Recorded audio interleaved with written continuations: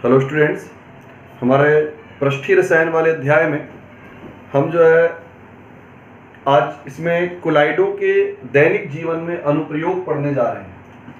तो आज का हमारा टॉपिक है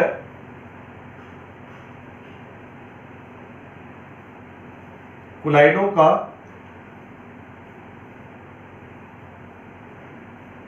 दैनिक जीवन में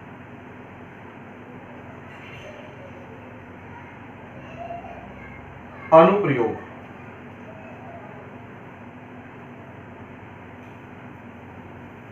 अब बेटा कोलाइडों का दैनिक जीवन में अनुप्रयोग जो है, हम कोलाइडों को तरह तरह से अपने दैनिक जीवन में काम में लेते हैं। देखिए, जैसे सबसे पहला अनुप्रयोग आता है औषधियों में।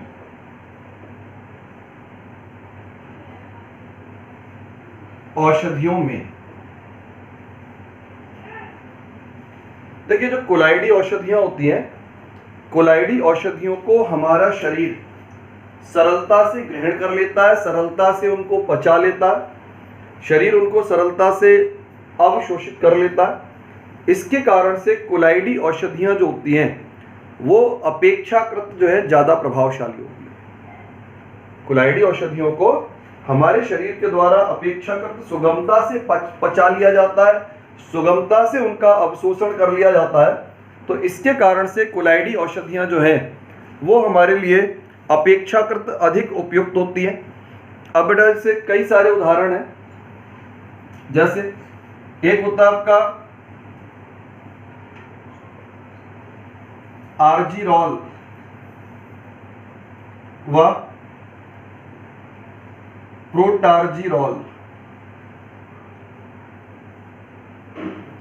ये बेटा चांदी का कोलाइडी विलयन होता है और चांदी का कोलाइडी विलयन आपका नेत्र रोगों के उपचार में प्रयुक्त किया जाता है। आर्जिरॉल व प्रोटार्जिरॉल चांदी का एक कोलाइडी विलयन है और चांदी का एक कोलाइडी विलयन नेत्र रोगों के उपचार में इसका प्रयोग किया जाता है। फिर आपका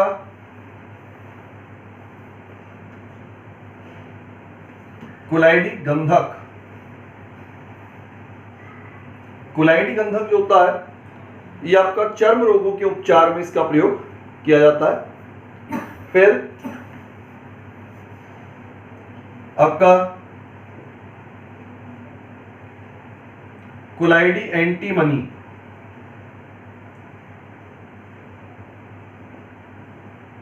काला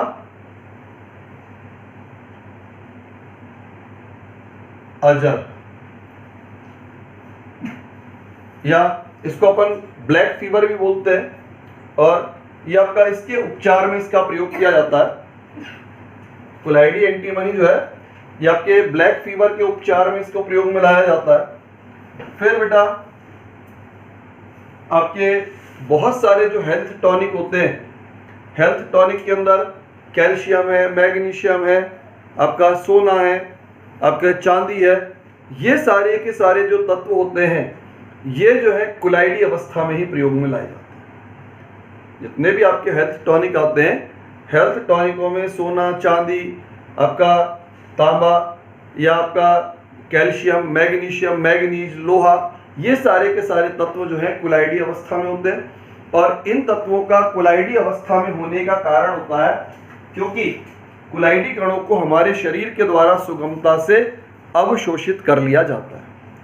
शरीर कोलाइडी तत्वों को सुगमता से उसको अवशोषित कर लेता है। इसके कारण से हमारी औषधियां जो होती हैं इन्हें हम कोलाइडी अवस्था में ही प्रयोग में लाते हैं।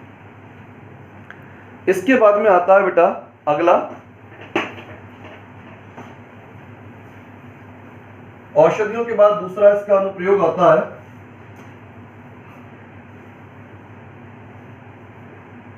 धूम्र अवक्षेपण में।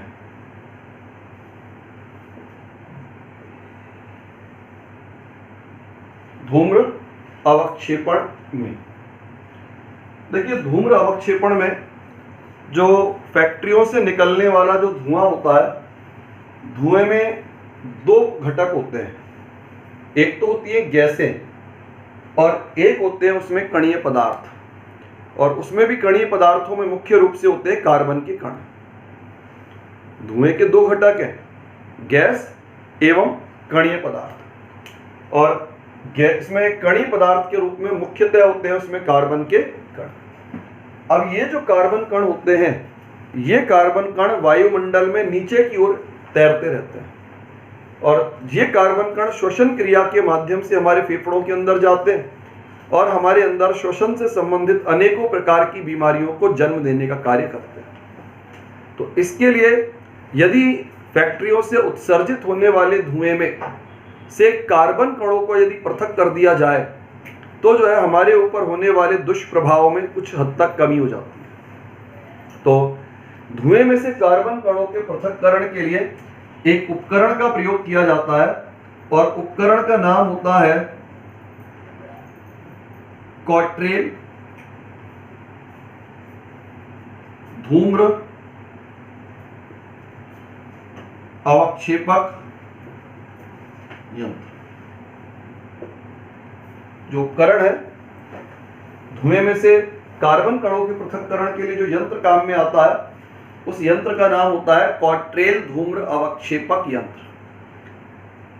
अब ये किस सिद्धांत पर कार्य करता है?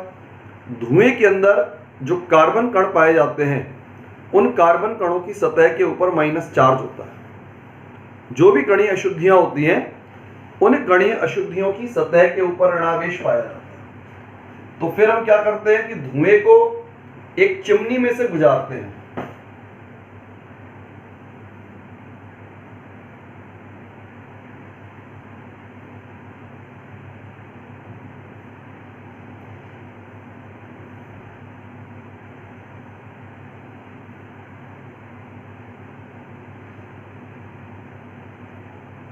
ये बेटा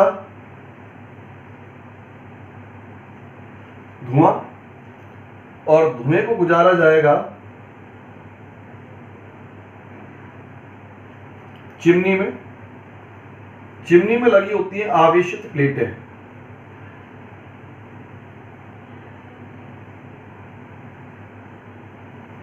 धनावेशित और ऋणावेशित होते हैं।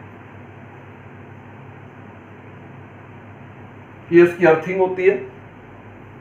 अब इसमें क्या होता है, धुआं जब इसमें अंदर प्रवेश करता है तो धुएं के अंदर प्रवेश करने पर धुएं के ऋणावेशित कोलाइडी कण धनावेशित प्लेटों की ओर आकर्षित होंगे।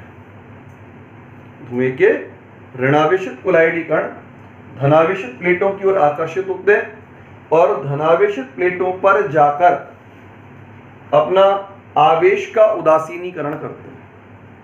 धनावेशित प्लेटों पर जाकर के आवेश का उदासीनीकरण करते हैं, और आवेश उदासीनीकरण के बाद जब कणों का आवेश उदासीन हो जाता है तो ये कण एक दूसरे से जुड़ जाते हैं।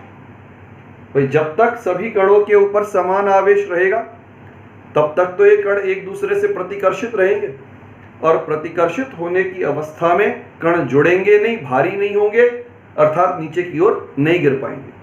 लेकिन जब ये धनावेशित प्लेटों के संपर्क में आएंगे तो इन कार्बन कणों के ऋणावेश का उदासीनीकरण होगा, और आवेश उदासीनीकरण के बाद वंडर वाल आकर्षण बल इन कणों को आपस में जोड़ने का कार्य करता है। वंडर वाल आकर्षण बल इन कणों को परस्पर एक दूसरे से जोड़ने का कार्य करता है, और जब ये कण एक दूसरे के साथ जुड़ जाते हैं, आकार बड़ा हो जाता है और भारी हो जाते हैं, तो धीरे धीरे नीचे गिरने लग जाते हैं, और नीचे जो है आपके कार्बन कणों का जो ढेर है वो जमा हो जाता है, नीचे कार्बन इकट्ठा होता है, और यहां से जो है आपकी केवल गैसें जो है वो बाहर निकलती हैं।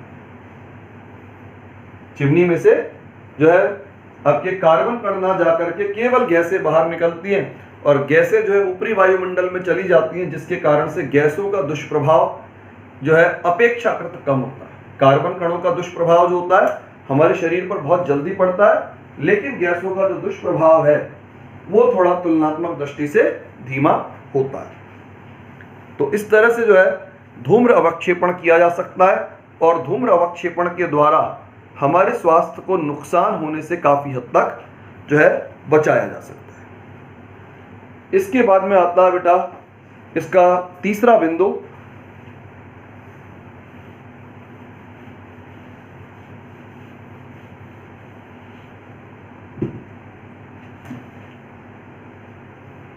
तीसरा बिंदु आता है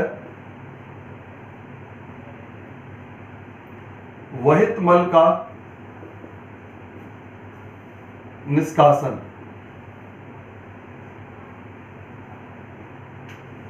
वहित मल का निष्कासन, देखिए वहित मल, नालियों में बहने वाली जो गंदगी है उसको वहित मल कहा जाता है। नालियों में बहने वाली जो घरेलू गंदगी होती है उसको हम बोलते हैं वहित मल। और गंदगी के इन कणों के ऊपर पाया जाता है ऋणावेश। अब ये गंदगी जब नालियों में पड़ी रहती है तो इससे जो है वातावरण दूषित होता है, तरह तरह की बीमारियां फैलती हैं। तो इस गंदगी का उपयोग करने के लिए, वातावरण को दूषित होने से बचाने के लिए आजकल जो है शहरों में सीवर लाइन का प्रयोग होता है। सीवर लाइनें डाली जा रही और उन सीवर लाइनों के माध्यम से घरों की समस्त गंदगी को शहर के बाहर इकट्ठा किया जाता है। शहर के बाहर बड़े बड़े टैंकों में इन गंदगी को इकट्ठा किया जाता है और वहां पर इनके साथ में वैद्युत कण संचलन की क्रिया कराई जाती है। गंदगी के जो कण होते हैं, इन गंदगी के कणों के ऊपर होता है ऋणावेश। गंदगी के कणों के ऊपर होता है ऋणावेश। अब जो है सारी की सारी गंदगी शहर से बाहर ले जाई जाती है और शहर से बाहर ले जा करके गंदगी के साथ में वैद्युत कण संचलन क्रिया कराते हैं, अर्थात उस गंदे पानी में इलेक्ट्रोड लगा करके विद्युत धारा प्रवाहित की जाती है। और जब इसमें विद्युत धारा को प्रवाहित किया जाएगा तो गंदगी के जो ऋणावेशित कुलाइडी कण होते हैं वो सारे के सारे ऋणावेशित कुलाइडी कण एनोड के ऊपर जाकर के एकत्र हो जाते हैं। सारी की सारी गंदगी एनोड के ऊपर जाकर के जमा हो जाएगी। अब इसके बाद पानी बचा रहता है, फिर हम जो है उस एनोड के ऊपर जमा गंदगी को अलग कर देते हैं और वो गंदगी जो है किसानों को खाद के रूप में दी जाती है। किसान उसका खाद के रूप में प्रयोग कर सकते हैं और जो पानी बचा रहता है वह पानी जो है कृषि में सिंचाई के लिए प्रयोग में लाया जाता है। तो इससे दो फायदे हो गए, किसानों को पानी और खाद दोनों की सुविधा हो गई। शहरों के अंदर जो है गंदगी इकट्ठी नहीं होगी, वातावरण प्रदूषित नहीं होगा, बीमारियों के फैलने की संभावना में कमी हो जाती। तो इस तरह से जो है कुलाइड का गंदगी के निपटारण, गंदगी के डिस्पोजल में, गंदगी के निपटारण में जो है प्रयोग किया जा सकता है। इसके बाद में बेटा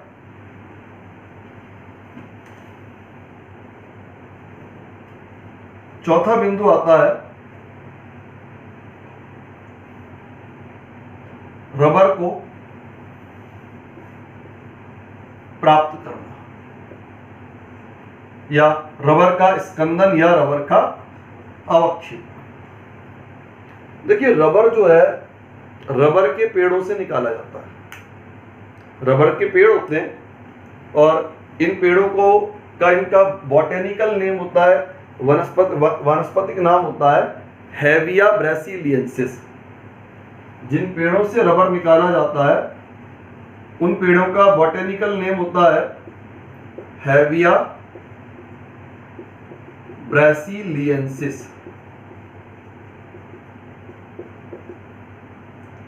इसके लिए पेड़ों के तने में चीरा लगाया जाता है और चीरा लगाने पर दूध जैसा द्रव निकलता है और उस द्रव को नाम दिया जाता है लेटेक्स या रबर छीर। पेड़ों के तने पर चीरा लगाने पर जो दूध जैसा गाढ़ा द्रव पदार्थ निकलता है उस गाढ़े द्रव पदार्थ का नाम होता है लेटेक्स या रबर छीर। रबर छीर जो है रबर का एक ऋणावेशित कुलाइडी विलयन होता है। रबर छीर रबर का एक ऋणावेशित कुलाइडी विलयन होता है और इन ऋणावेशित कुलाइडी कणों के चारों ओर प्रोटीन की एक रक्षी परत पाई जाती है। ऋणावेशित कुलाइडी कण के चारों तरफ प्रोटीन की एक रक्षी परत पाई जाती है। तो इससे रबर को पृथक करने के लिए हम रबर छीर को तनु करते हैं, पानी डालते हैं। पानी डालने के बाद उसके विलयन को अच्छी तरह उबाला जाता है और उबाल करके जब उसको उबाला जाता है तो रबर के कुलाइडी कणों के चारों तरफ प्रोटीन की जो रक्षी परत होती है वह रक्षी परत नष्ट हो जाती है और इस रक्षी परत के नष्ट होने के बाद रबर के कणों का आवेश समाप्त हो जाएगा। रबर कण एक दूसरे से जुड़ेंगे, जुड़ करके बड़े आकार के रबर कणों का निर्माण करते हैं, अर्थात रबर का स्कंदन या रबर का अवक्षेपण होता है। लेटेक्स जो है रबर का एक ऋणावेशित कोलाइडी विलयन, और इसमें सबसे पहले थोड़ा पानी डाल के विलयन को तनु बनाएं। तनु बनाने के बाद हम विलयन को अच्छी तरह उबालेंगे। उबालने से रबर कणों के चारों तरफ जो प्रोटीन का एक रक्षी आवरण होता है, प्रोटीन का यह रक्षी आवरण टूट जाता है, और इस आवरण के टूटने के बाद रबर के कण एक दूसरे से जुड़ते हैं, आकार बड़ा हो जाता है, रबर का स्कंदन या रबर का अवक्षेपण हो जाता है। और इस स्कंदन या अवक्षेपण की क्रिया में जो है आपको रबर जो है बड़े कणों के रूप में, ठोस कणों के रूप में प्राप्त हो जाता है। इसको रबर को आप बाहर निकालते हैं, पानी से धोते हैं, रोलरों में दबा करके इसकी शीट को तैयार कर लिया जाता है। अच्छा, इसके साथ ही साथ अगर हम किसी पदार्थ के ऊपर, किसी धातु की वस्तु के ऊपर रबर की परत चढ़ाना चाहें, धातु की किसी वस्तु के ऊपर अगर हम रबर की परत चढ़ाना चाहें तो वैद्युत कण संचलन के माध्यम से रबर की परत भी चढ़ाई जा सकती है। कैसे? क्योंकि रबर के कणों के ऊपर ऋणावेश है, तो हम उस धातु की वस्तु को एनोड बना देंगे और एनोड बना करके वैद्युत कण संचलन की क्रिया कराई जाएगी, तो जिससे कि रबर के जो ऋणावेशित कोलाइडी कण होते हैं धीरे धीरे उस वस्तु के ऊपर जाकर के एकत्र होने लग जाते हैं और उस वस्तु के ऊपर जाकर एकत्र होकर एक आवरण का निर्माण कर लेते हैं। इस प्रकार वस्तु के ऊपर जो है आपको रबर की परत जो है वो प्राप्त हो जाती है। तो इस तरह से जो है रबर को प्राप्त किया जा सकता है, रबर की परत का निर्माण किया जा सकता है। इसके बाद बेटा अगला अनुप्रयोग आता है जल का शुद्धिकरण।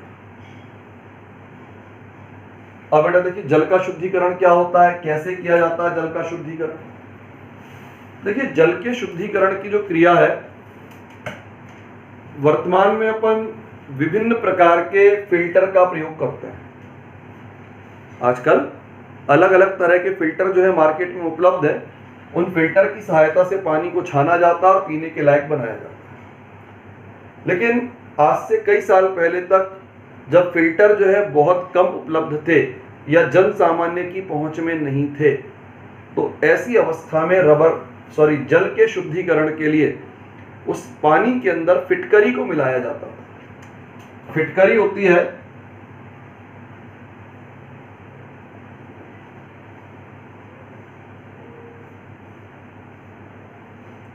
ये फिटकरी होती है बेटा।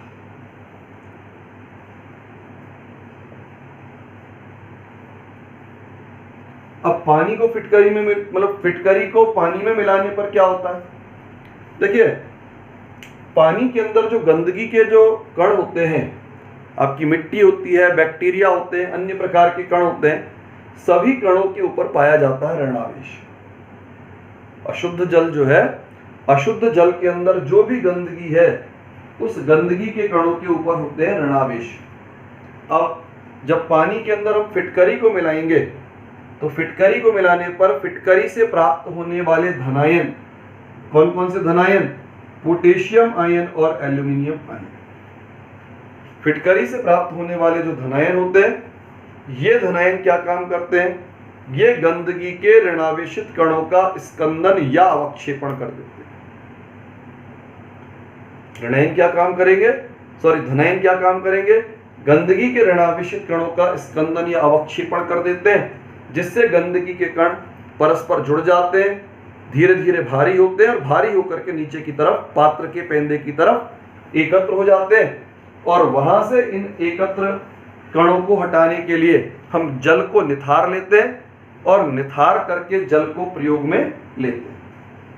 जब कण भारी हो जाएंगे तो सारी की सारी गंदगी धीरे धीरे करके पानी के तले पर इकट्ठी हो जाती है, पात्र के पेंदे पर इकट्ठी हो जाती है। ऊपर से पानी को निथार करके जो है हम जो है पीने लायक जल को निकाल लेते हैं। तो इस तरह से जो है फिटकरी के द्वारा जल का शुद्धिकरण कराया जा सकता है। इसके बाद में आता है बेटा डेल्टा का निर्माण। देखिए डेल्टा का अर्थ क्या होता है? डेल्टा का अर्थ होता है कि जिस स्थान पर नदी और समुद्र का जल, जिन स्थानों पर नदी का जल और समुद्र का जल परस्पर एक दूसरे के संपर्क में आते हैं, उन स्थानों पर मिट्टी के त्रिभुजाकार टीलों का निर्माण होता है। नदी और समुद्र का जल जिन स्थानों पर संपर्क में आते हैं, उन स्थानों पर मिट्टी के त्रिभुजाकार टीलों का निर्माण होता है और इन्हीं त्रिभुजाकार टीलों को नाम दिया जाता है डेल्टा। जैसे मान लीजिए समुद्री जल है, समुद्री जल में बहुत तरह के आयन होंगे,